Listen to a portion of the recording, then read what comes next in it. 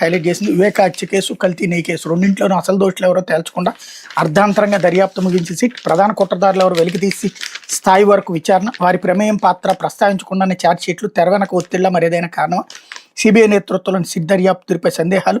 ఇది ఇద్దరు బాబాయిల కదా, ఒక బాబాయ్ ఏమో అత్యంత క్రూరంగా హత్యకు గురికాగా, మరో బాబాయ్ ఏమో దేవదేవుడి పాలిట జరిగిన మహాపాపానికి కారకులను ఆరోపణలు ఎదుర్కొంటున్నారు. అత్యంత దారుణ హత్యకు గురైన బాధిత బాబాయ్ కుటుంబానికి అనగా నిలవాల్సిన అబ్బాయి ఈ కేసులో నిందితులను కాపాడడానికి ప్రభుత్వ యంత్రాంగాన్ని అంతా కదిలించేశారు. ఇప్పుడేమో శ్రీ వెంకటేశ్వర స్వామి పాలిట మహాపచారానికి కారకులైన ఆరోపణలు ఎదుర్కొన్న బాబాయ్ని మాత్రం వెనకేసుకొస్తున్నారు. ఇద్దరు బాబాయిలే కానీ ఒకరి కుటుంబానికి వ్యతిరేకంగా మరో కేసులో ఆరోపణలు ఎదుర్కొంటున్న బాబాయికి మద్దతుగా అబ్బాయి నిలుస్తున్న గమనార్హం అంటూ నీచాతి నీచ పత్రికలు వీళ్ళు అనడానికి సజీవ సాక్ష్యం. రెండిట్లలో అభాండాలు వీళ్ళు వేస్తూనే వచ్చారు, విషం చిమ్ముతూనే వచ్చారు. రాజశేఖర రెడ్డి కుటుంబం మీద, కాంగ్రెస్ మీద వీళ్ళు చిమ్మిన విషం మరెవరూ చిమ్మలేదు, వ్యక్తిగతంగా హననం చేశారు. అప్పుడు వివేకానంద రెడ్డి హత్య కేసులో ఏం జరిగింది, ఎవడు చంపుతాడు, అవినాష్ రెడ్డి చంపాడు, ముందేమని చెప్పారు, జగన్మోహన్ రెడ్డి చంపాడని చెప్పి కార్టూన్లు కూడా వేశారు కదా గొడ్డలతో పెట్టి. మరి అది పచ్చి అబద్ధం అని తేలింది కదా, అవినాష్ రెడ్డి చంపలేదని చెప్పి సిబిఐ తేల్చింది. ఎందుకని, అక్కడ సాక్ష్యాలు తారుమారు సందర్భంలో ఉన్నాడని తేల్చింది. ఎందుకని, మనం వార్త రాసేసాం కదా అనేది ఎఫ్ఐఆర్ ఛార్జ్షీట్ పెట్టరు.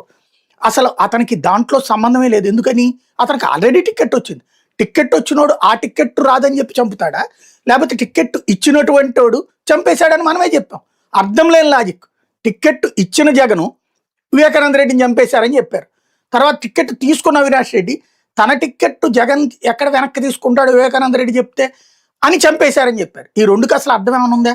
రెండో పెళ్లి జరగటం, ఆ పెళ్లికి బిడ్డ పుట్టడం, ఆ బిడ్డకి ఆస్తి రాయటం, ఆ కాగితాలని చించేయడం, ఆ కాగితాలు ఎత్తుకుపోవడం, ఇదంతా దాచేశారు.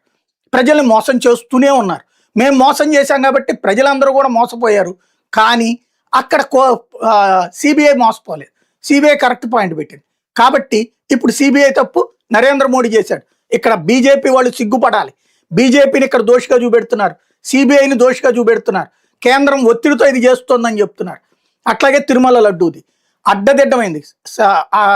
తనిఖీలు చేసింది ఎప్పుడు, లడ్డూకి సంబంధించినటువంటి నెయ్యిది ఈ ప్రభుత్వం వచ్చాక తీసుకున్నటువంటిది. ఈ ప్రభుత్వం వచ్చాక తీసిన నెయ్యిలో కల్తీ జరిగిందో అంటే దాన్ని రిజెక్ట్ చేస్తారు. అంతకుముందు 18 సార్లు వైసీపీ టైంలో రిజెక్ట్ చేశారు, 15 సార్లు తెలుగుదేశం టైంలో రిజెక్ట్ చేశారు. దాంట్లో జంతు కొవ్వు కలిసిందని వీళ్ళు చెప్పినట్టు సిట్ ఇవ్వలేదని, అట్లాగే వీళ్ళు చెప్పారు కాబట్టి నాయకులు ఉన్నారు దాంట్లో అని చెప్పేసేసి వాళ్ళ పేరుతో కేసులు పెట్టలేదని, తప్పుడు కేసులు సిఐడితో పెట్టడానికి సిద్ధమైతే దాన్ని సుప్రీంకోర్టు జోక్యం చేసుకుని సిబిఐతో దర్యాప్తు చేస్తే ఒరిజినల్ ఇచ్చింది కాబట్టి సిట్టుకి బెదిరిపోయి లొంగిపోతుంది. అంటే ఇప్పుడు సిట్టు అర్జెంటుగా చేయాల్సింది జగన్ పేరో వైసీపీ వాడి పేరో పెట్టాలి. మేము వార్తలు రాసాం, మా నాయకుడితో మాట్లాడిపించాం, అందరం కలిసేసి విషం చిమ్మాం. ఆ విషం చిమ్మినప్పుడు సందర్భంలో సహకరించట్లేదు కాబట్టి ఇది కేంద్రాన్ని దోషిగా చూపెట్టాలి. బీజేపీని దొంగగా చూపెడుతున్నారు. ఇప్పుడు ఆ బీజేపీ నాయకులు చూసుకోవాలా, సిగ్గుపడాలా. ఇట్లా మిమ్మల్ని దొంగలుగా చూపెడుతుంది. చేసిన 2 యదో ప్రచారాలంతా వీళ్ళు.